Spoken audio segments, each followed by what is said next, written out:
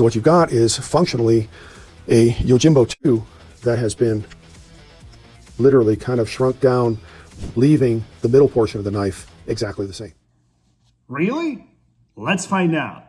Hi there, knife people, hello lady and gentlemen. Tonight we're putting Spyderco MicroJimbo, which is a smaller version of the MicroJimbo 2, under the microscope. Who am I to question the knife's creator, Michael Janich's opinion? Well, you know me, I'm cutting board reviews. I question everything. And here's why. If you look at other successful knife models like this Toughness, when the company goes and decides to make a miniaturized version of it, they try to keep all the elements that made this model popular in the miniature version. You can also see it in something like Mannix knives from Spyderco. So, when I look at MicroJimbo 2, which was the original size knife, there's also MicroJumbo, which I don't own, and I look at this knife, MicroJumbo, by the way, I'll throw a picture here, is very reminiscent in shape of the MicroJimbo, but MicroJimbo, it's quite a deviation. Let's look into it in some detail. First of all, on the MicroJimbo 2, this angle is 38 degrees. They bumped this angle up to 43 degrees. Don't know why they did it, but it triggered an alarm in my mind because both knives have tactical connotation, self-defense sort of advertisement that's coming through whatever the company and the creator are saying. And at a first glance, this angle looks better for penetration purposes. They increased the angle here, and that is setting alarms in my head. So I'll have to test how pokey these knives are. Another major deviation, both MicroJimbo and MicroJumbo have hollow grind, very deep, very nice hollow grinds. What does it mean to you?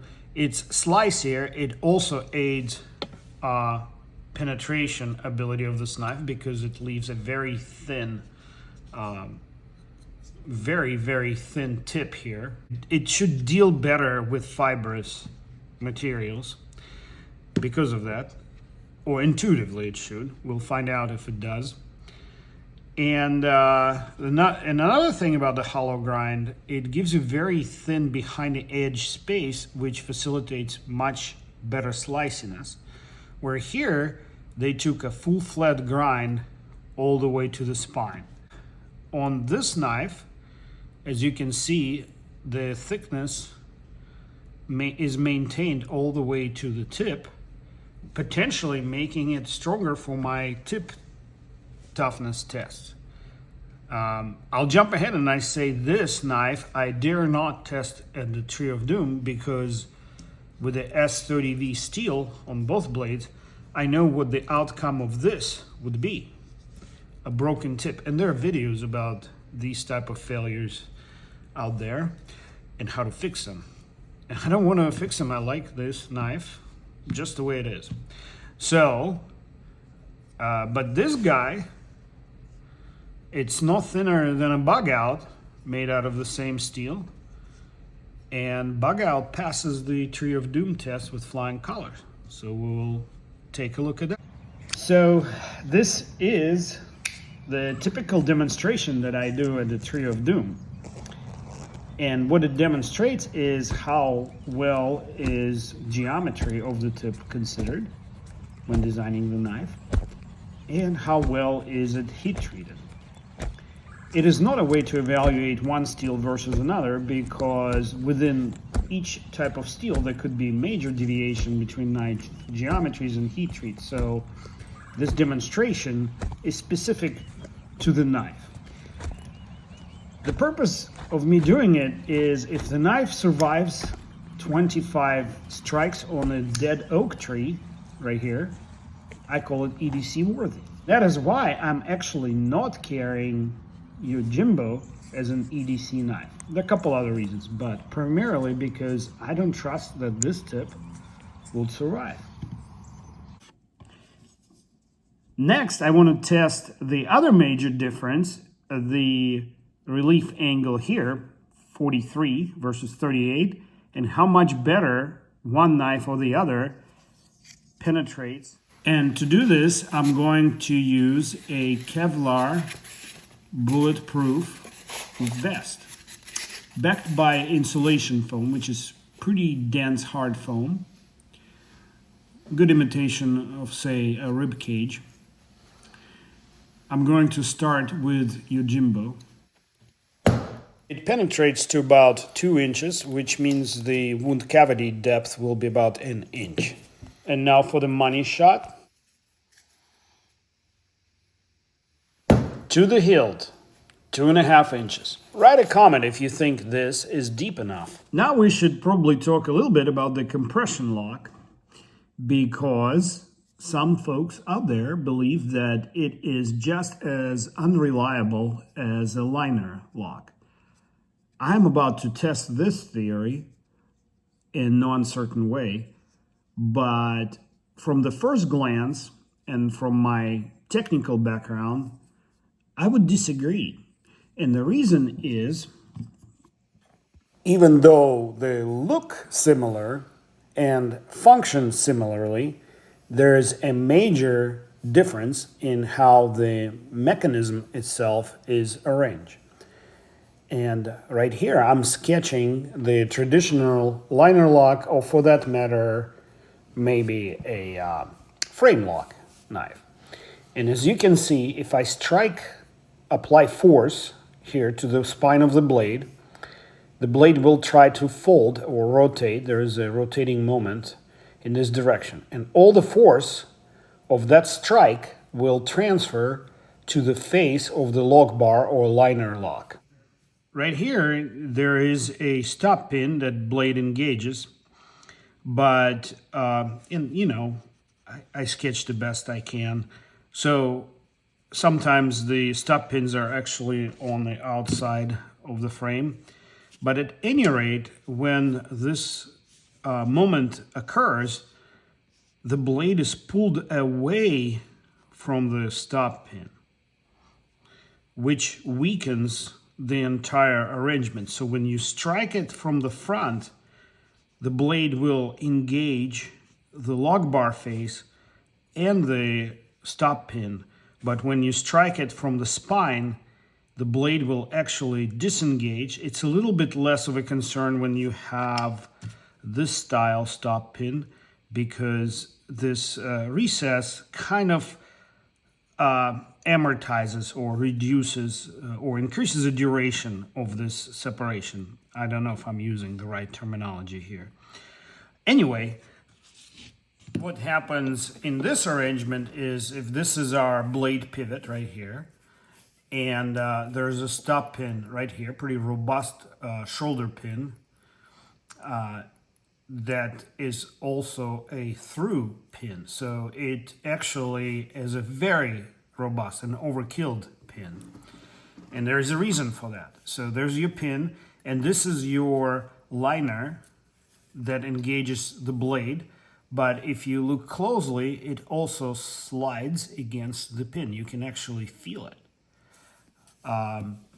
At any rate, if there is any spacing here, it's not more than 0.2 of a thousandth of an inch slip fit. So what happens when you strike the blade from the front, the forces are transferred through the pivot to the lock face and to the pin right here. But if you strike it from the spine direction, now you're creating a rotating moment in this direction.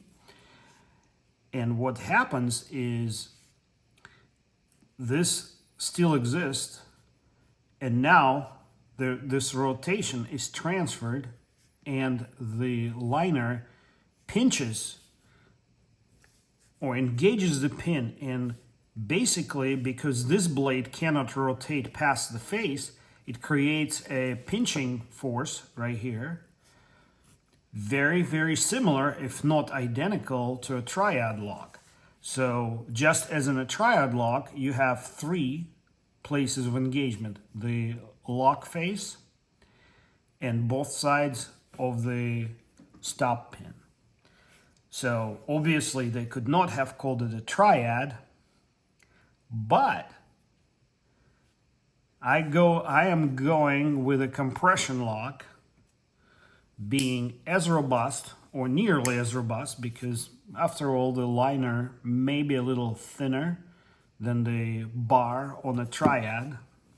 So yes, we'll give you that, or internet's critics, but it's very similar in nature, and it would require an immense amount of force to damage any of this, which is what I'm going to demonstrate right now. So get ready to cringe. Say hello to my little oak tree stump. So the knife is placed in the stump, and I'm batoning it in tip down. Sorry about the camera angle. I was kind of focused on what I was doing with my right hand and holding the camera with the left. But what you see here is me hitting the knife on the hilt just to test how tough that compression lock really is. And as you can see, it ends up going well for the knife. And there's absolutely no damage of any kind, and the mechanism is still functioning. It did open up a little tiny side-to-side play, but I think it's mostly from, if there's any Loctite, it usually loosens up under stress like that. So to say that I'm impressed would be an understatement, because all my other liner lock and frame lock knives that I sort of tried that way, after several strikes, they would just basically close. They would actually fold after a strike. This one stayed engaged the whole time. There was, I think it was 20 strikes. Count and let me know how many there were. So before we get to the microscope, which is coming up, let's spend another minute looking at how wide this blade is.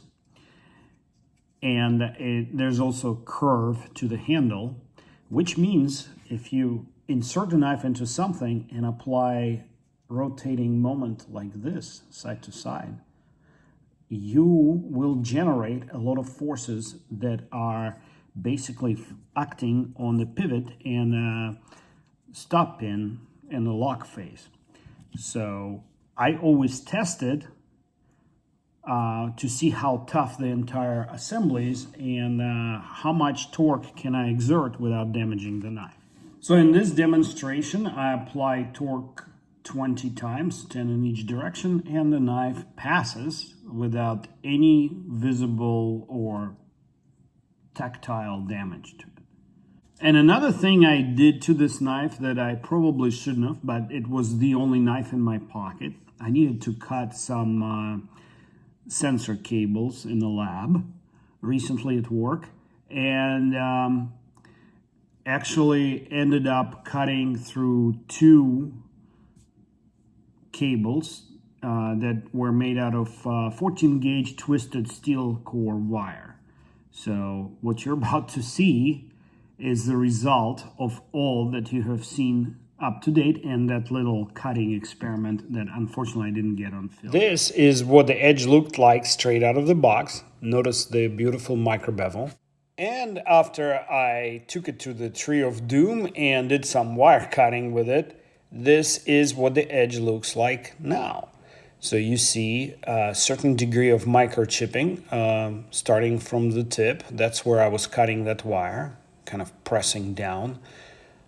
And that's where most of the damage has occurred. And so now I'm going to try to strop some of it out. And because it's, pretty decent amount of chipping there, or rolling potentially, it's hard to tell which.